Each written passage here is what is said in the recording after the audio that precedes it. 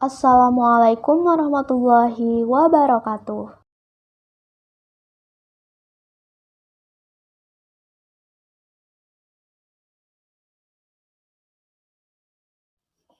Halo adik-adik. Di dalam tubuh kalian pasti memiliki sistem peredaran darah yang berperan untuk mengalirkan nutrisi, oksigen ke seluruh bagian tubuh. Namun, tidak hanya menyalurkan kedua zat tersebut saja loh. Masih banyak lagi fungsi lain yang dimiliki oleh sistem peredaran darah. Agar kalian lebih memahaminya, yuk simak penjelasan berikut.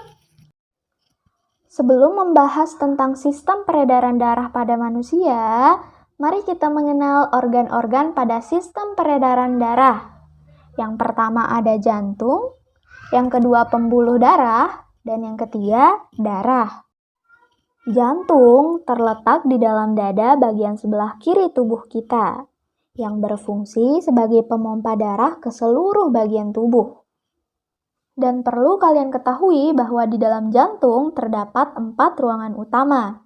Yang pertama ada bilik kanan, bilik kiri, serambi kanan, dan serambi kiri.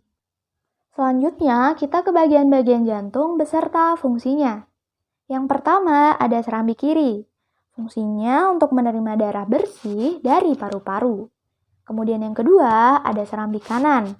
Fungsinya untuk menerima darah kotor dari tubuh yang dibawa oleh pembuluh darah. Yang ketiga ada bilik kiri, yang berfungsi untuk memompa darah bersih dari jantung ke seluruh bagian tubuh. Kemudian yang keempat ada bilik kanan. Fungsinya untuk memompa darah kotor dari jantung menuju ke paru-paru. Kemudian selanjutnya ada vena cava superior, yang berfungsi untuk membawa kembali aliran darah yang mengandung CO2 atau karbon dioksida dari tubuh menuju ke jantung. Selanjutnya ada aorta. Aorta ini fungsinya untuk membawa darah yang mengandung O2 atau oksigen dari ventrikel kiri ke seluruh bagian tubuh. Kemudian yang terakhir ada katup tricuspidalis. Fungsinya untuk memisahkan antara atrium kanan dengan ventrikel kanan. Di dalam jantung terjadi 2 sistem peredaran darah. Yang pertama ada sistem peredaran darah besar, dan yang kedua ada sistem peredaran darah kecil.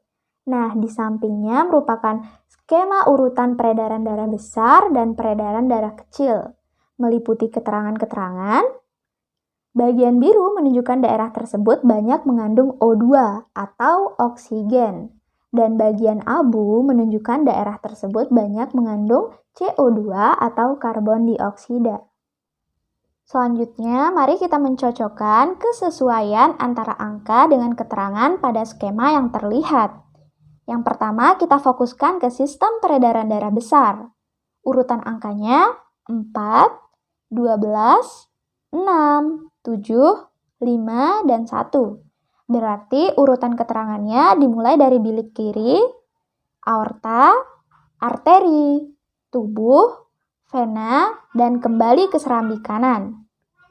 Kemudian untuk sistem peredaran darah kecil, urutan angkanya 3, 10, 8, 11, dan 2. Berarti urutan keterangannya yang pertama ada bilik kanan, arteri pulmonalis, paru-paru, vena pulmonalis, dan kembali lagi ke serambi kiri. Selanjutnya kita ke bagian pembuluh darah. Pembuluh darah pada manusia ada 3 macamnya. Yang pertama ada aorta, yaitu pembuluh nadi terbesar. Yang kedua ada arteri, pembuluh yang mengalirkan darah keluar dari jantung.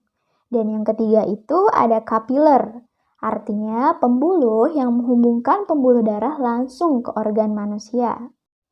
Darah dalam tubuh kita terbagi menjadi 2. Yang pertama ada sel darah merah, dan yang kedua ada sel darah putih. Sel darah merah memiliki ciri-ciri antara lain yang pertama pastinya berwarna merah. Ini disebabkan karena adanya kandungan Hb atau hemoglobin.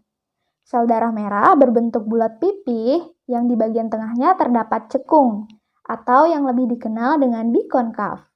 Yang ketiga, sel darah merah itu tidak memiliki inti sel. Kemudian kita ke ciri-ciri sel darah putih. Sel darah putih tidak berwarna, namun ia memiliki inti sel. Sel darah putih bergerak secara amoeboid dan dapat menembus dinding kapiler.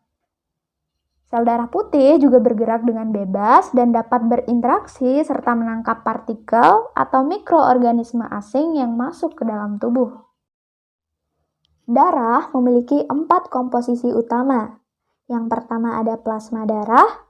Fungsinya sebagai pelarut bahan kimia dan menjaga keseimbangan antara cairan dalam sel tersebut. Yang kedua ada eritrosit. Eritrosit mengandung Hb atau hemoglobin yang fungsinya untuk mengangkut oksigen.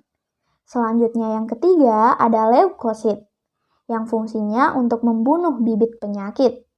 Dan yang terakhir ada trombosit yaitu enzim trombokinase. Nah, berikut merupakan sebuah skema saat di mana trombosit pecah dan mengeluarkan sebuah enzim trombokinase. Enzim trombokinase akan masuk ke dalam plasma darah dan mengubah protombin menjadi sebuah trombin, tentunya dengan bantuan vitamin K dan sebuah ion kalsium. Trombin yang terbentuk akan mengubah fibrinogen menjadi benang-benang fibrin. Dan terbentuknya benang-benang fibrin tersebutlah yang menyebabkan sebuah luka bisa tertutup. Nah, berikut ini adalah skema atau gambar jantung dari apa yang telah dijelaskan sebelumnya. Kemudian, ada beberapa macam penyakit pada sistem peredaran darah. Yang pertama ada anemia, yaitu penyakit kurang darah yang disebabkan karena kandungan Hb atau hemoglobin dalam sel darah merah kita rendah atau berkurang. Kemudian yang kedua ada talasemia, yaitu penyakit di mana daya ikat sel darah merahnya terhadap oksigen rendah karena kegagalan pembentukan Hb atau hemoglobin dalam tubuh. Selanjutnya ada penyakit leukemia atau kanker darah. Penyakit ini ada ketika bertambahnya sel darah putih yang tidak terkendali.